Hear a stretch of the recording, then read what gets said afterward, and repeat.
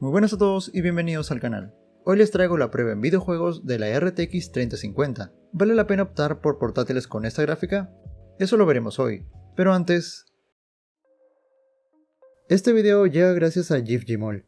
GIF-Gmol es una tienda de claves de software con más de 15 años de experiencia en el mercado. Aquí podemos encontrar claves de Windows 10 Home o Professional a un precio totalmente reducido a comparación con las tiendas de Microsoft. El único detalle de las claves de Windows es que son claves OEM, por lo que se adhieren a la placa madre de tu ordenador, pero pasar de $200 a menos de $15 es una oferta que no puedes dejar pasar. Se puede pagar con PayPal o con tarjetas Visa o Mastercard. Y lo mejor de todo es que el código te llega al instante de haber completado la compra. Más información en la descripción del video, además de un código de descuento.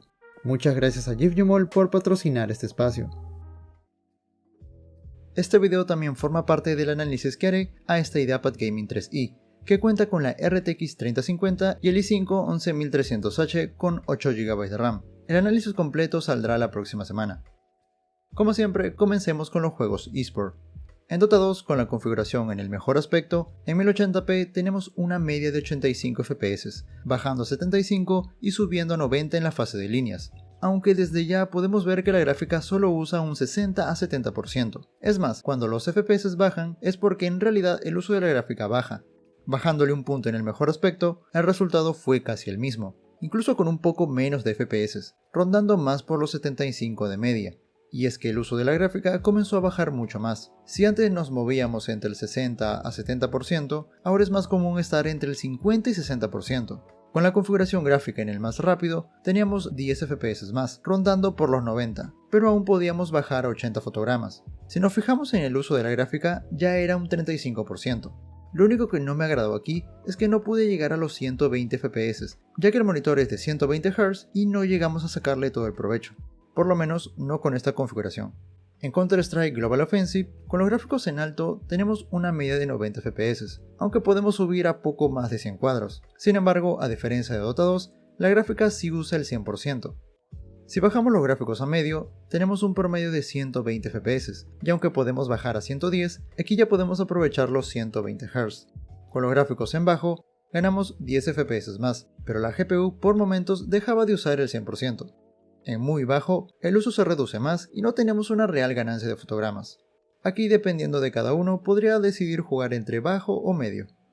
En Fortnite, primero veremos los resultados en DirectX 11, ya que siempre he hecho las pruebas con esta API, pero ahora en adelante también haré con DirectX 12, ya que dejó de estar en beta. Además, solo en el 12 tenemos la opción de Ray Tracing.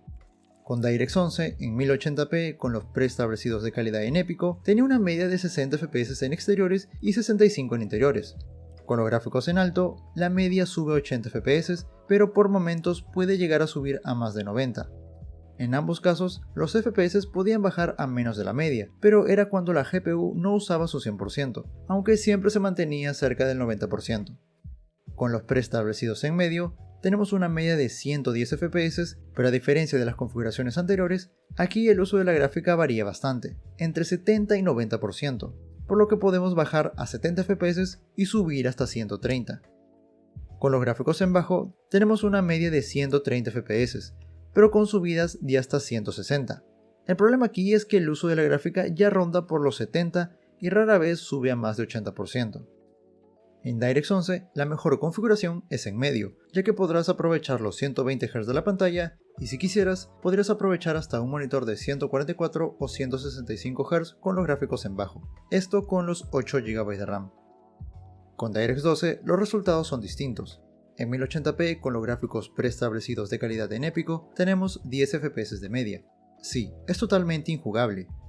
Si lo ponemos en alto tenemos una media de 25 FPS. Digamos que aquí por lo menos podrías jugar. Con los gráficos en medio, los FPS se disparan a 65 FPS de media, pero teniendo subidas a 75. Sin embargo, el uso de la gráfica rondaba por el 80% y era un tanto inestable. Incluso podríamos bajar a 60 FPS o menos.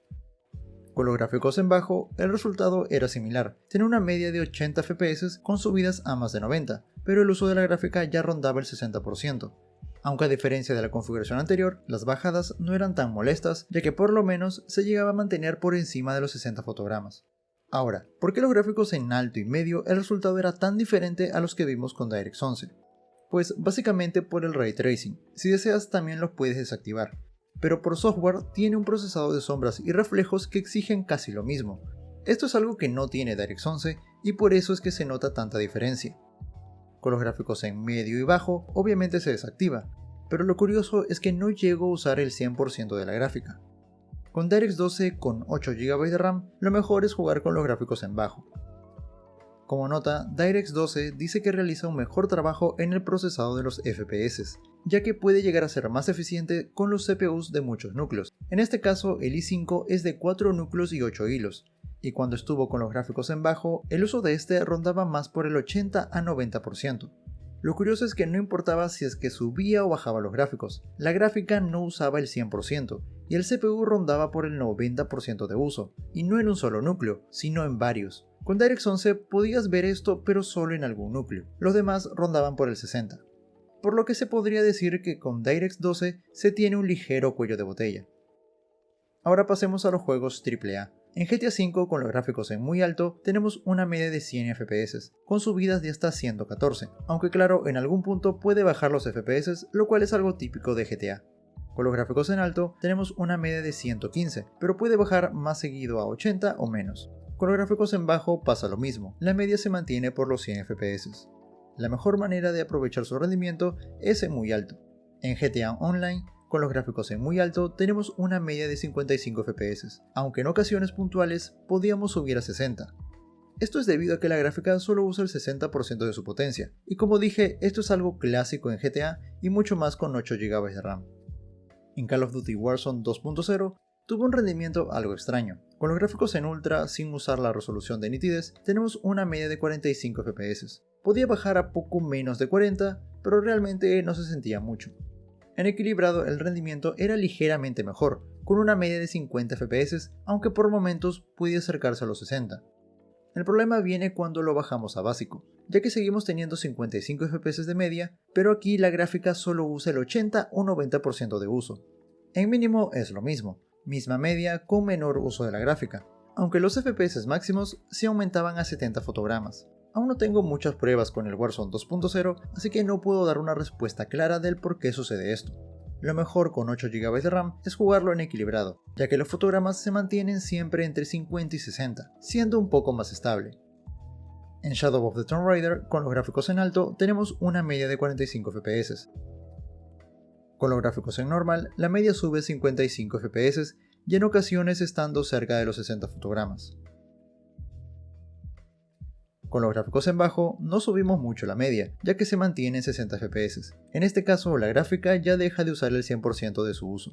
Tanto en normal como en bajo vemos algo interesante. Por momentos el uso del CPU ronda entre el 80 y 90% de uso. Es más, la gráfica a veces baja su uso cuando los núcleos del CPU están cerca del 90%, por lo que podemos decir que aquí existe un cuello de botella. En lo que respecta al Ray Tracing, aquí es un poco más exigente. Con los gráficos en bajo, con Ray Tracing en Ultra, tenemos una media de 28 FPS. Incluso si activas el DLSS, solo ganamos un FPS más.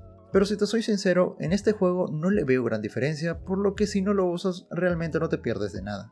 Jugarlo en alto o medio me parece la mejor opción, además de poner el límite de FPS a 60 en caso de jugar con los gráficos en medio. En Metro Exodus nuevamente tenemos las dos opciones del API, DirectX 11 y DirectX 12. Con DirectX 11 con los gráficos en Ultra tenemos una media de 33 FPS, con subidas de hasta 45. En alto subimos a 51 FPS de media y por momentos estamos muy cerca de los 60. Con los gráficos en medio tenemos 73 FPS en promedio con subidas de hasta 90. En bajo tenemos una media de 123 FPS aprovechando incluso los 120 Hz de la pantalla. Con DirectX 12 los resultados son prácticamente similares, aunque en medio y bajo la gráfica deja de usar su 100% y solo se queda entre 70 u 80 FPS. En lo que respecta a Ray Tracing, lo puedes usar con los gráficos en bajo o medio, obteniendo unos 44 FPS. Sin embargo, activando el DLSS, puedes llegar a más de 60, incluso con el RTX en Ultra. Yo te recomendaría jugarlo en DirectX 11 en Ultra, y si quieres jugar con Ray Tracing, que en este caso sí se ve la mejora, úsalo con DirectX 12 con los gráficos en medio con el Ray Tracing en medio. En Red Dead Redemption 2, con los gráficos en mejor calidad, tenemos una media de 55 FPS. Con los gráficos en equilibrado, la media es de 63 FPS. Y en el mejor rendimiento, tenemos un promedio de 72 cuadros por segundo. En este caso, lo mejor es jugarlo en la mejor calidad, ya que con 55 FPS es suficiente para disfrutar estos juegos. En Far Cry 5, con los gráficos en Ultra, tenemos una media de 70 FPS. En alto subimos la media a 75, mientras que en normal ronda los 83 FPS de media. Con los gráficos en bajo, la media sube hasta 90 fotogramas. En este caso, pues puedes usar los gráficos en Ultra. Para terminar, Assassin's Creed Valhalla. Aquí fue más un golpe de realidad, ya que es de los más pesados de la generación actual. Con los gráficos en muy alto, tenemos 15 FPS de media, que obviamente lo hace injugable. Si lo bajamos a solo alto, es casi lo mismo, solo subimos unos 5 FPS. En normal, la cosa era distinta, tenemos un promedio de 50 FPS siendo totalmente fluido, bueno, salvo algunas caídas a 35.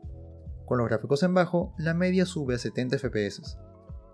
Teniendo todos estos datos, podemos sacar una conclusión. En general, la RTX 3050 es una gráfica excelente.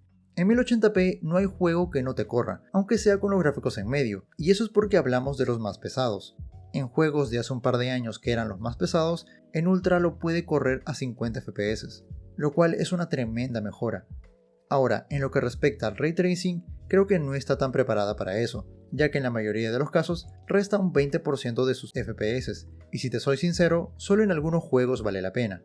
En estas pruebas, solo 3 tenían Ray Tracing, y creo que en donde sí se disfruta es con Metro Exodus, ya que con Fortnite puede que los reflejos se vean mejor, pero al ser un título eSport, prefiero más FPS a que se vea más bonito. La RTX 3050 vendría a ser la sucesora de la GTX 1650, siendo una gráfica de entrada, pero la verdad es que de entrada no tiene nada. Es de entrada usando el Ray Tracing, y tal vez con el codec NVENC para streaming, pero en lo que respecta a juegos, tiene un excelente rendimiento. Tanto que incluso este i5 puede llegar a tener un ligero cuello de botella, recordando claro que es el 11300H y no el 11400H. ¿Vale la pena buscar portátiles con esta gráfica? Claro que sí. Hasta hace unos meses siempre decía que si no quieres preocuparte mucho por las configuraciones de los juegos, tenías que buscarte una 1650 Ti mínimo. Bueno, ahora lo cambio por la 3050. Si en Latinoamérica encuentras alguna por menos de $1000, vale totalmente la pena. Bueno, eso ha sido todo por hoy, muchas gracias por ver el video, si te ha gustado ya sabes, regálame un like, comparte el video, suscríbete si no lo estás y no te olvides de seguirme por mis redes sociales. La otra semana subiré el video sobre el análisis completo, comentando más sobre el tema del streaming y las diferencias de las 16 GB de RAM, así que estén atentos. Cuídense mucho y nos vemos en el próximo video.